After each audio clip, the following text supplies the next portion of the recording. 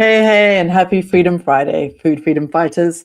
My name's Helen. I'm a food freedom coach, and at the end of every month, I go live, usually answering your questions, maybe some big topic that's come up during the month or some specific questions that I've received that I answer on these lives. And actually, if you're watching and there are some questions that pop up as we go through, feel free to put them in the chats and I'll do my best to answer them for you.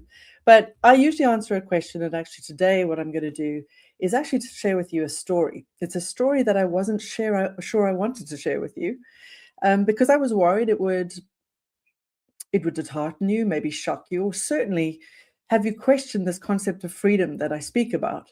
But the more I sat with it, the more I realized I was actually glad it happened. And there are three reasons I'm really glad it's happened that I want to share with you. But ultimately, that not sharing this with you would be a disservice. So let's dive in, shall we? Let's explore. As the headline of this YouTube live says, I experienced the biggest binge urge I've had in a very, very, very, very long time a few weekends ago. So I'm going to share with you what happened to create that binge urge. I have my lovely little fur baby friend with us today, who of course was sitting very calmly until I went live and now must explore and cause chaos. So, we'll roll with it. But long story short, I had this binge urge that slammed into me like a freight train. And I want to share with you why it's not bothering at all, why it actually paradoxically makes me feel more free than I've ever felt in my life, and why I'm hoping this live will leave you with a sense of hope and excitement about the future for you. Because if you are somebody who's thinking, well, what if I do all this work and then a year from now or 5 years from now, I relapse, I have binge urges? What if it all comes back? Are you once an addict, always an addict? Does freedom even exist?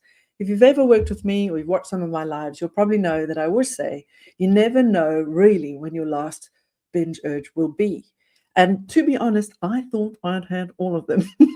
I was quietly confident that that was it and that I never needed to worry about a binge urge again. But as it turns out, there was one more left there for me, and maybe there'll be more. So I want to share this with you because freedom isn't perfection. And it certainly isn't a one and done and you never have to, worry about anything again. But it also doesn't mean you spend all day fighting binge urges and surviving them. No, not at all. What it is a progressive building of more and more freedom with food in your life, for sure. Freedom from food noise, absolutely. But more importantly, lovely ones, it's the freedom to make choices without worrying that you will struggle again. And the more I've done this work, the more I have that conviction. And what happened a few weeks ago made me even more sure, not just about my own freedom with food, but by extension, the work that I do with my clients and thereby yours in the future. So if you're doing this work with me, or if you're thinking of doing this work, and that is a worry that's been sitting in your head, can I ever really break free? Or will I ever, what happens if I have a binge urge again? The answer is you will just get better and better and better at surviving them until you, like me, are celebrating them should they arrive, because they reveal something very important, which is what I want to share with you today on this live. So if you have just found me, please like this video only if it brings you value. And if it does, and you haven't just found me, like the video too. But I want to earn that like today. I really want you to only smash that like button, and we'll share this with anybody, provided you feel you got value from it. So if I'm going to share my deepest and darkest, let's make it count. So let's start with a phrase that I've heard in addiction recovery circles. And it was a phrase that I used to roll my eyes up a little bit because it logically sounded true, but in my world, it didn't exist. And that phrase is, a craving is not a command.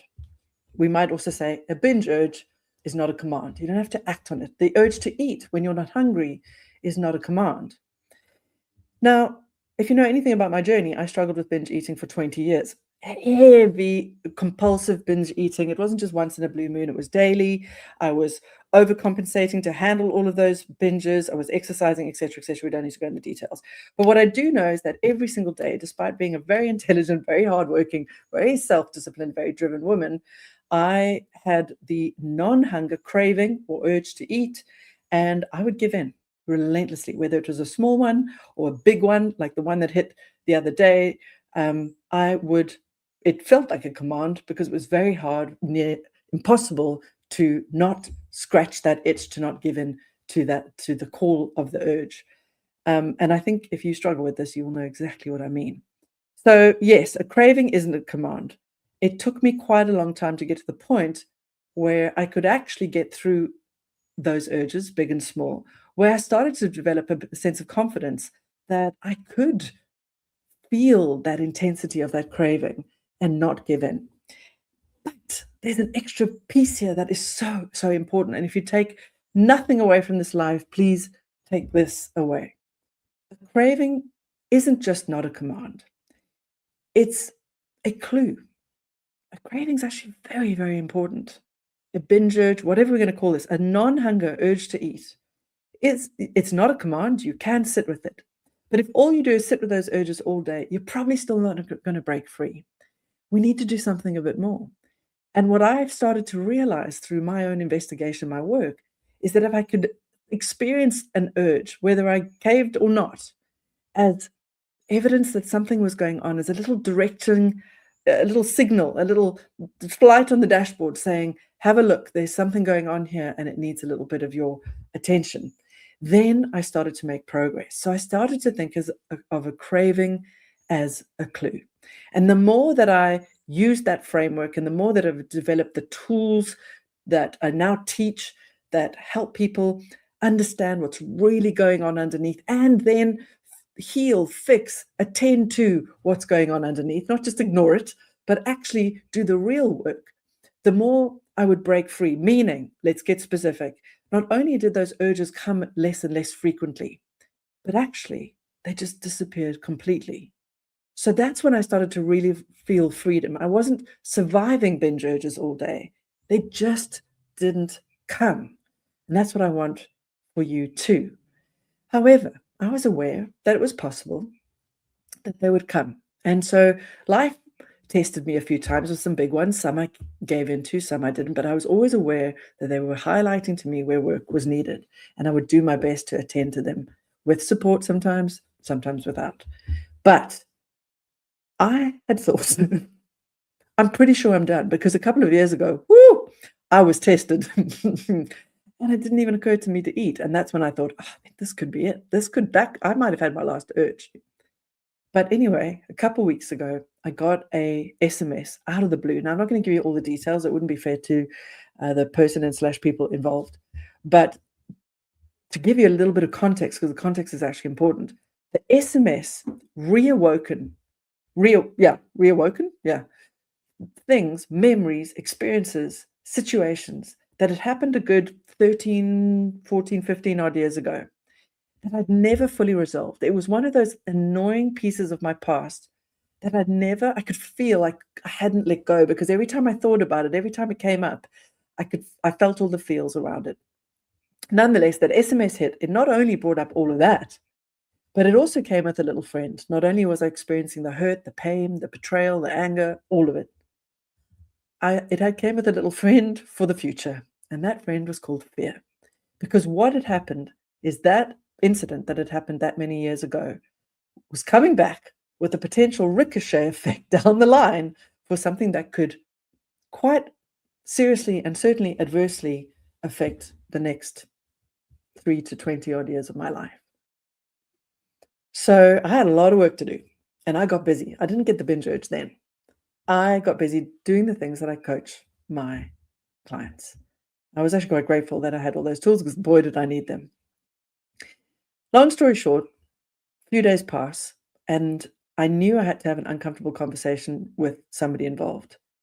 And usually I would have delayed this until I was ready, but unfortunately it was this person's birthday and I sort of felt obligated to call. So I did.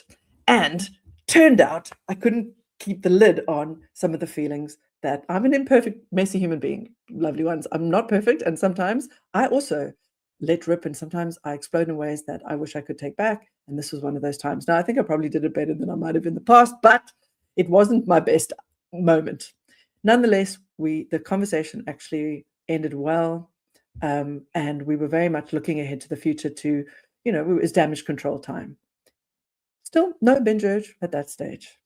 But what happened later that day, I started to feel a feeling I hadn't felt in quite a long time. It was deep, it was dark, and there was nowhere for me to put it. It was a feeling of guilt, a deep feeling of guilt around some of the things I'd said, but also as memories of the past had floated back up of this person who I know loves me, who had not only done things that were stupid and hurtful and had caused a lot of damage both then and now and potentially in the future, but also done a number of things that were loving and kind and supportive. And I sat in a lot of guilt because in all my anger and all my hurt and all my pain, I'd forgotten about all that.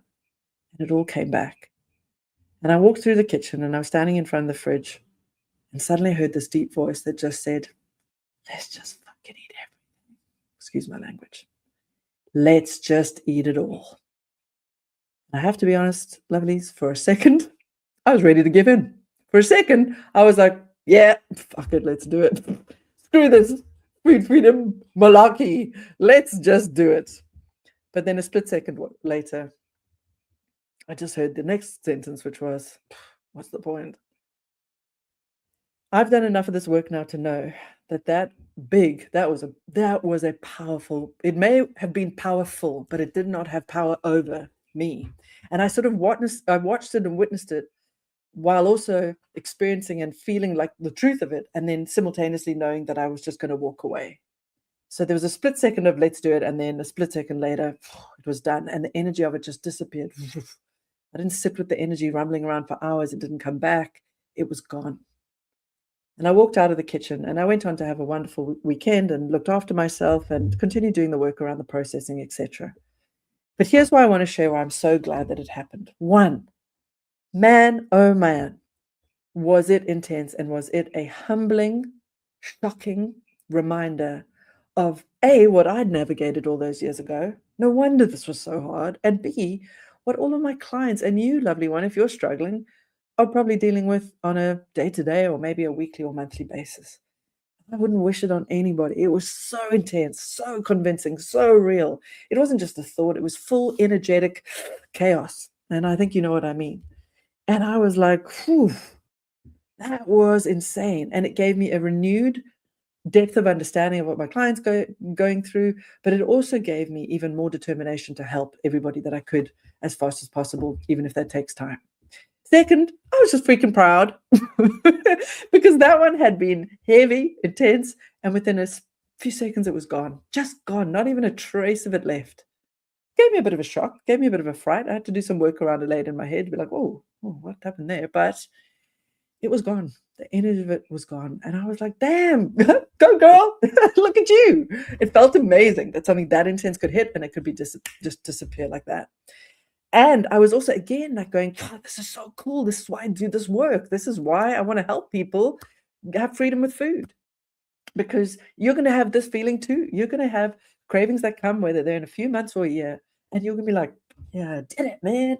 Nothing will get me now. I'm unstoppable. I mean, you can't make this stuff up. When you work with somebody through a compulsive eating, and they start to find freedom, there's nothing they can't do because they understand discomfort and they understand emotional regulation and all of these things. It's amazing. So that was the second thing. The third thing was that it made me more convinced than ever, more certain than ever, that the work that I do and the things that I teach, it just all clicked. I don't even know how to explain this. It actually validated everything that I teach about food freedom and food addiction and emotional eating.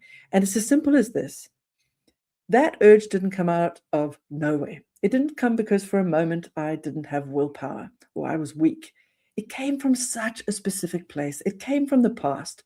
That wasn't my nervous system broken. That wasn't just a sign I was back to zero or starting again or wasn't truly free. That was a sign that something happened that triggered memories from all the way back then when I was not free at all and when I was heavily struggling.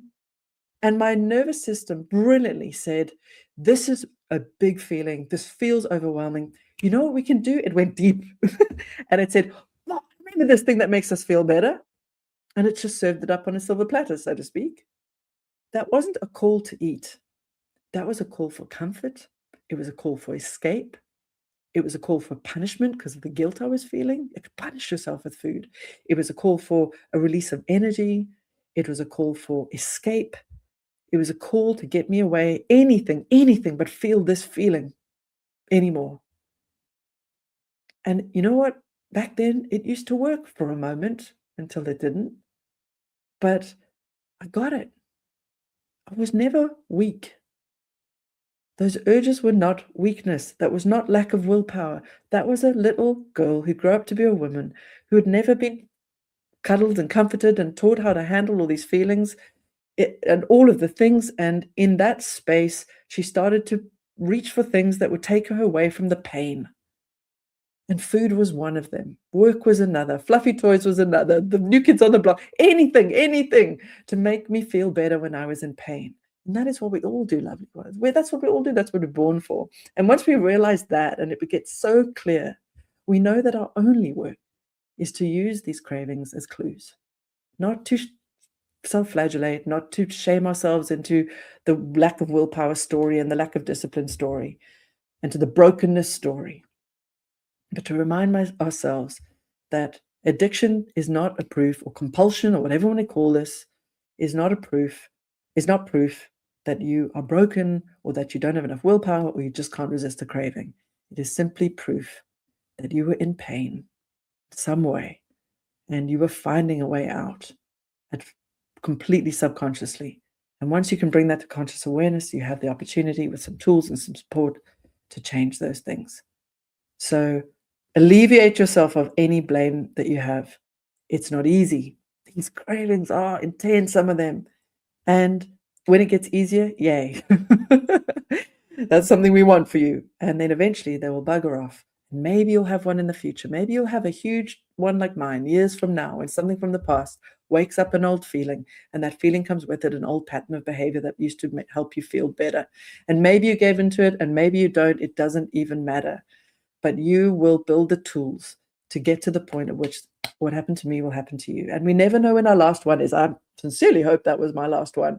And I'm feeling even more confident it probably was, because deep down I knew that was an unresolved thing. And now I have an opportunity to resolve it, because now the conversation is open and now I can finally heal some of the stuff that happened there. And I intend to. So yeah, I feel like that probably was it. But you know what? If there's another one, I'll share it with you and we'll learn from it. I don't care. But at the end of the day, this is the journey we're on. I hope that's brought you some understanding, some truth-telling, some hope for your journey. And more importantly, I hope it's truly made you feel that when I say that you were not born, struggling with food, and you were not born with cravings, you're not born weak, and you're not born lacking in willpower. You were born free. I really, really mean it. You were, however, born a human being who wants to get away from pain. Good, because that's how you survive. And food became a way to do that. And once you understand that, then everything changes. So let's do the work. If you'd like to do the work with me to help you break free of all these cravings, compulsions, and thoughts and everything around food and weight, then I'm here. Use the link in my bio. You can book a little call. I look forward to chatting to you, and we'll look at how we can work together. But if you don't, that's okay too. I hope you found this video valuable. If you did, smash the like button. I hope I've earned it today. Share it with somebody who needs to hear it. And more importantly, I hope you have a lovely weekend and relieve yourself of any shame you're carrying around your relationship with food. The more you do this work, the more you see it again and again and again. It is not a lack of willpower. It's just a little escape from pain. All right, everybody. I hope you're having the most wonderful Friday. And if not, I hope you have a lovely weekend ahead. Look after yourselves. I love you. You've got this. And I'll see you at the end of August, when I will get back to answering some questions about your Food Freedom Challenge. If you have any questions or comments, put them below or reach out to me privately. I'm more than happy to answer them. But other than that, wishing you many, many wonderful years of freedom ahead. Cheers, everybody. Have a wonderful weekend. Bye.